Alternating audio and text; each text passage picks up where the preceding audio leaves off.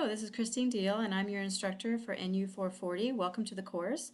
I'm just going to do a brief overview of the course and where to find things on the Canvas site, and hopefully clarify any questions that you might initially have, but please feel free to contact me at any point in the semester with questions you have via email, text, or a phone call.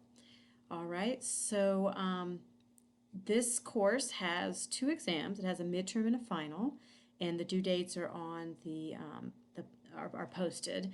And so we were going to just kind of go through each section here and kind of give an overview of it.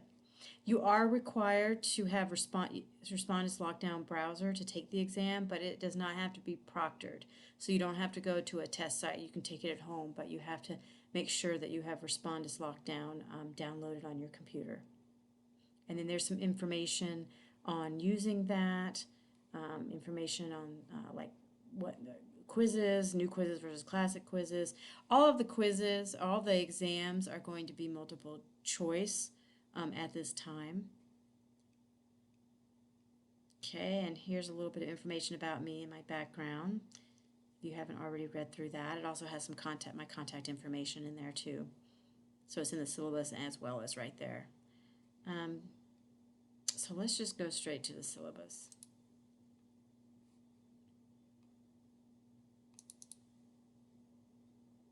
Yeah, I'm going to see if I can, I'm going to cancel that. Oh good, it looks like it all shows up. Sometimes this gets cut off, so I won't download it. Okay, so here again is my contact information if you need to reach me. Here's the required text for the course, the second edition. Make sure you have the correct edition for the course, otherwise the page numbers are going to be all off and the chapters are going to be off. Okay, and so here you can just read through this, just some essentials of baccalaureate education, and then its mission, the intended learning outcomes for the course. We use a variety of methods of instruction. It's completely online, but we have voiceover lectures for the content, for the PowerPoints. We use case studies. We have 2 online discussions. We have videos and digital films as well. So the grade for this course to pass needs to be a C or greater. And here's how it is broken down into points. There's 500 points total for the class. So we have the introduction post, which y'all have done. So it was very nice to kind of get to know a little bit about all of you as I was reading those. Thank you for getting those done very quickly. And then so there's also 3 online modules that are due, and 2 case studies for the course, 2 online discussions, and an infographic assignment. And I've already mentioned 2 exams, a midterm and a final. Late assignments, if you're going to be late, I know that things happen, things come up, you get called into work, or your child gets sick, or something happens, because life does get in the way sometimes. It doesn't go smooth, especially in these days. So if you're going to be late or you need an extension, please just let me know via email ahead of time, and that is usually not a problem. But you can't after the fact, after the date is already over. It's going to be, you can still turn it in, but there will be a reduction. So make sure you contact me ahead of time and just let me know what's going on. So the exams are 100 points each. As I mentioned before, they're not proctored. So they're not to be taken together. They're not group exams. And again, you need the Respondus Lockdown Browser.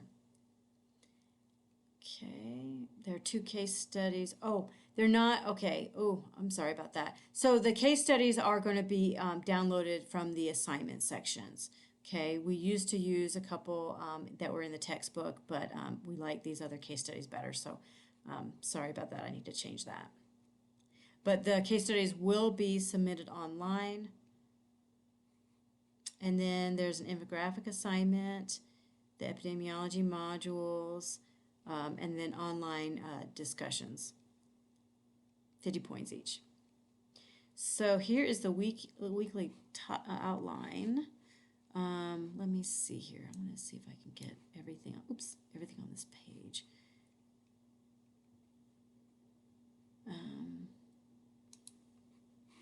Sorry about this. I just don't like it being cut off, but the due dates, let me just go ahead and, let's see here if I can, I'm trying to scroll, oh, here we go, scroll this over. So here are the dates and then the due dates for each one over here. Right here at the end. Sorry, it kind of cuts off.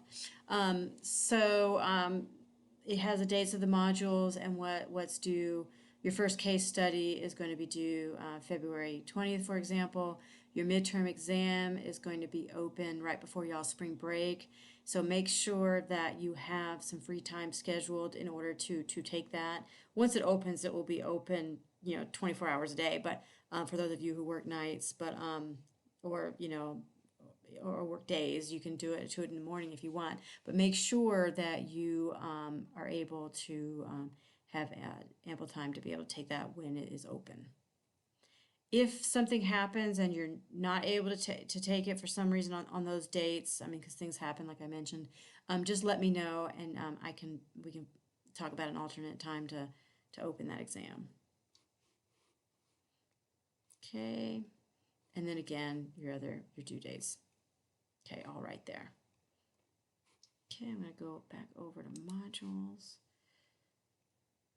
Okay, so that's the syllabus. It has your outline for when things are due. So make sure you have that, download or print a copy of it, or have it somewhere where you can identify. Now when things are due. Now generally assignments are due on a Sunday. So if it gets close to a Sunday, that kind of is a good trigger to think like, do I have something due this week or not? Generally, things are due every other week, but they're always due on a Sunday. And so here's an overview of the course structure. It's divided out. It just explains that it's divided out into modules. Each module starts with the task, which has the objectives, the learning outcomes, and activities that are included in this module. In each module.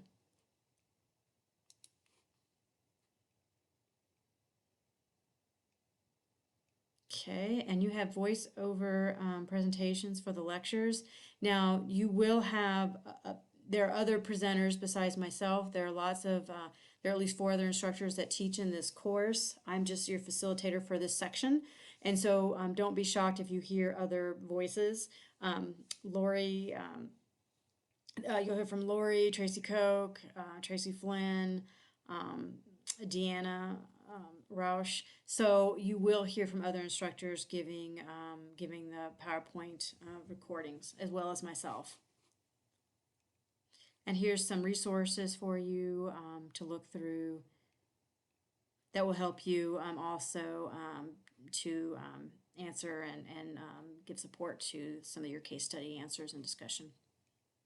So again, each objectives for the module is all right here for each module, and then the presentations, okay, and some videos. Here's where you would upload your certificates, okay, and so on and so forth. Again, these module task, and then the PowerPoints, the recordings for those. So there are 7 modules. So here's some information on the infographic assignment. That's not going to be due till May 1st, so you have quite a bit of time. But if you click on that, you'll get information about what is needed for the assignment and the rubric and such. So you would click on this link, and it will identify what is needed for, and when you get it, it'll be bigger, but this is, let me hit the enable editing, maybe that'll make it larger. There we go. Okay. All right. So this is the information for the infographic. What you need is more pictures than words, and it has a target audience, and it focuses on a specific public health concern. Okay. And then there's the rubric for that.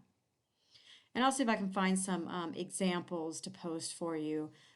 But again, it is more picture than words, but you do have to, in addition to submitting your infographic, there is a written summary page that includes the information that you gathered in researching for the infographic that has evidence base for everything that you have for your infographic. Okay, so there's two components. There's the infographic assignment itself, and then there's the summary page that includes your references and all the information that you used to create that infographic. Okay, so let me get out of that. And then let me go back to modules. I just find it easier just to go to modules and go on down. Okay. So let's see. I think that pretty much goes through that. We talked about the infographic, the two exams. Now, for the exams, there is a posted study guide, and for each exam, okay? And so, oh yeah, there's exam number 2. Okay, I was wondering where they both were. So there's a study guide. Everything is open. You can work in advance if you would like to go at your own pace. And the discussions are over here. You go to the discussions. And so the first discussion is on environmental health. That will open on March 17th. It says it's due April 3rd, but that's when it actually closes. So on your schedule, topical outline, the initial post is due by March 27th because you need to have an initial post so your cohorts have time to read and respond because you have to respond to 2 peers. And so the peer responses would be due April 3rd, but you should have your initial response earlier than that so everybody has time to read it and formulate a response. And then your second discussion is on substance use, and that one is opens in April and is due at the end of the semester. Okay, and so I think that pretty much covers everything. Let's see here. Yep. If you have any questions, please feel free to contact me. Like I said, via email, text, even shoot me a text. On the weekends, it's better to contact me via text because I don't check my emails as much on the weekends. Try to take some time off. But if you have a question that needs to be answered, and I really do want to answer that in a timely way, so definitely text me.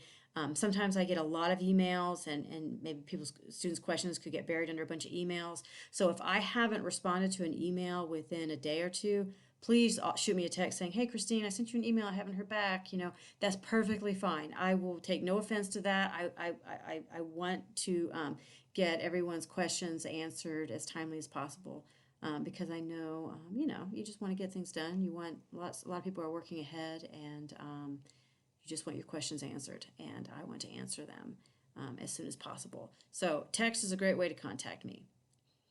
All right, so welcome to the course. Thank you so much, and I will hope you had a great first week, and I look forward to working with you. Thank you.